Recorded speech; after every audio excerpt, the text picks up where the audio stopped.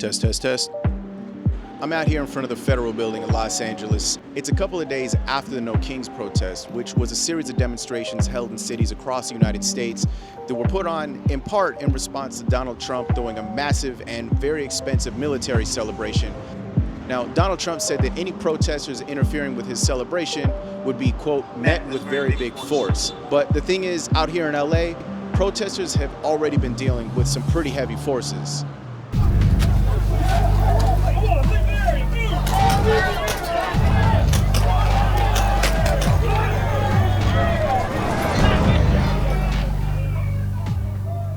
I've been out here every day since these protests started, just with my camera and documenting things.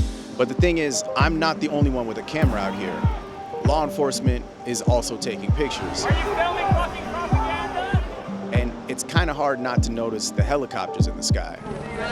About 3 minutes, you are subject to arrest. Most people who came out even once to protest were aware that they were being watched, but they might not have been aware to what degree. So I decided to hit up Joseph Cox from 404 Media, who's really been looking at what surveillance looks like in today's protests. They're flying predator drones over protests? That's insane to me.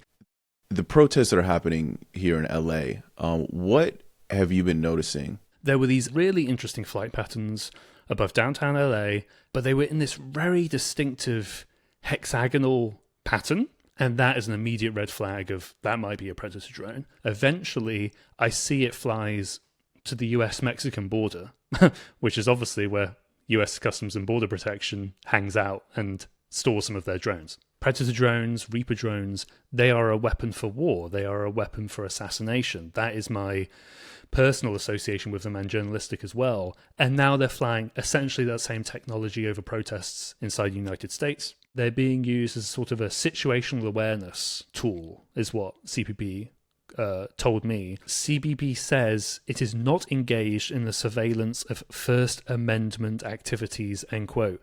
First Amendment activities, I would certainly associate with a protest. I don't, like, are you just not going to, you're going to not point the camera at the protest? When you marry that statement with drone footage that DHS posted on Twitter, and it's specifically of the protest. Like, it shows people protesting. So, I don't know, it's very hard to square that statement with the fact that a predator drone, it flew above the two areas where the protests were. I shouldn't say that I'm surprised that they're tweeting out pictures from the drones, but... Well, that's just a whole other thing of how DHS and ICE is almost, it has a social media strategy of humiliating and trying to intimidate its perceived enemies, right? And it does that by showing its high-powered surveillance footage. It does that by posting memes. That's like a whole other can of worms, but it's interesting they tweeted the drone footage as well. I've covered protests before where people are increasingly concerned about their security, right? And so, especially in 2020, but if there are drones in the sky, realistically, how anonymous can one be at a protest? Yeah. And I'll preface this with, I'm not necessarily giving advice to one side or activists or law enforcement or any. It's more just like a cold analysis of the technology itself. I mean, I wouldn't say it's impossible, but I would say it has got exponentially harder just based on the sort of technology that's going to be at one of these protests. So as we've said, you'll have predator drones with very high-powered cameras. I don't know whether footage from that would be used in a criminal prosecution or anything like that, but regardless, it's there and it's collecting data. On the ground, or even sometimes in the drone, maybe you will have technology such as IMSI catchers, which are basically these fake cell phone towers which broadcast a signal. They trick phones into connecting to them, and that can give up unique identifiers associated with your phone. That can be sort of a springboard for law enforcement, or criminals use them as well in 2025, to then go get more information about people. They can also, in some cases, intercept text messages and phone calls as well, although with upgrades to 4G and 5G, like that may not necessarily be the case. And then the big one for me is that I don't think we've seen it deployed, but I will be very interested if state or local do use this, is of course facial recognition technology, where so many agencies across the United States buy this tool called Clearview AI. That's built on a massive database of billions of images of people's faces. They point a camera at somebody on their phone. It's an app you install on the phone. A police officer does that, scans their face and brings up their Venmo or whatever it is, so they can identify the person quite easily. Apparently it works in some cases even when people are wearing masks as well, and it's sort of to hammer on that just cold analysis of the tech.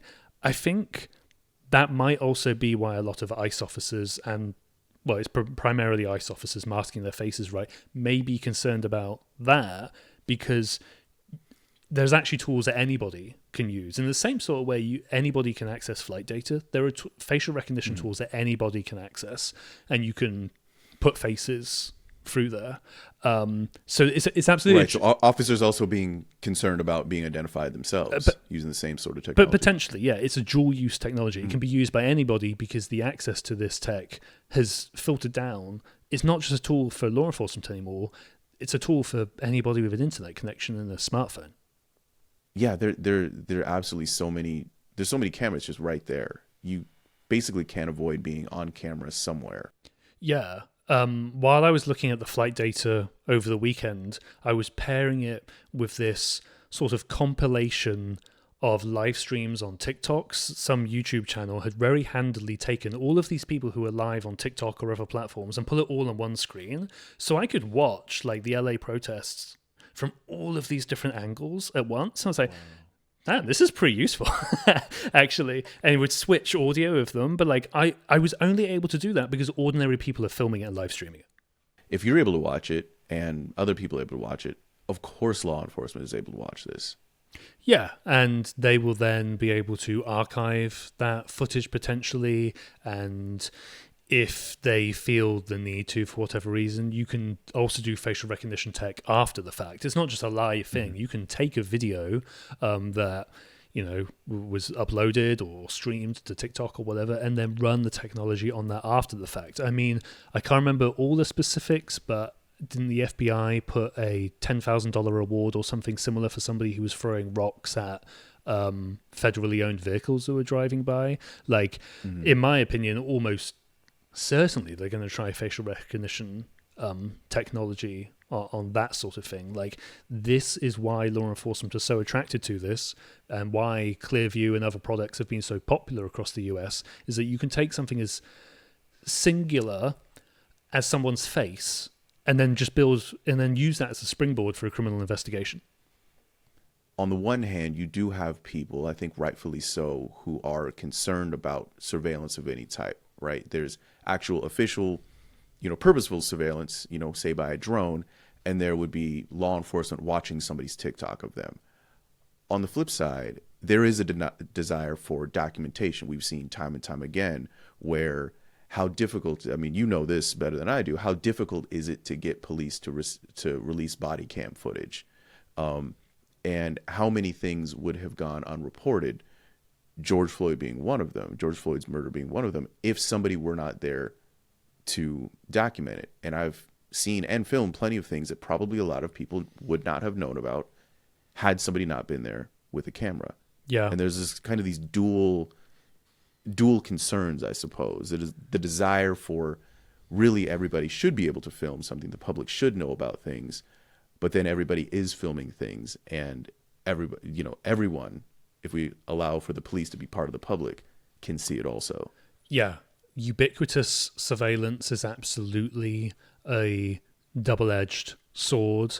With everything you've said, and I agree with all of it, I guess I would lean towards, ultimately, I think it's probably a good thing that more people are able to film more and more events over time. Like, yes, maybe someone will do a live stream and it will provide a poor angle of something, and that will lead to a mistaken arrest or something like that. There are always going to be these cases, but the idea that anybody can see some sort of injustice happening, police brutality or whatever, and go and film it, I think on average pans out to be a good and powerful thing. And I think you can see that where in some of the ICE raids or the ICE activity, you can overhear, or, you know, people have reported that they will say, go for the one with the camera. Like, this is a very, very powerful tool for the public and for everybody, filming and accountability, which is of course quite ironic because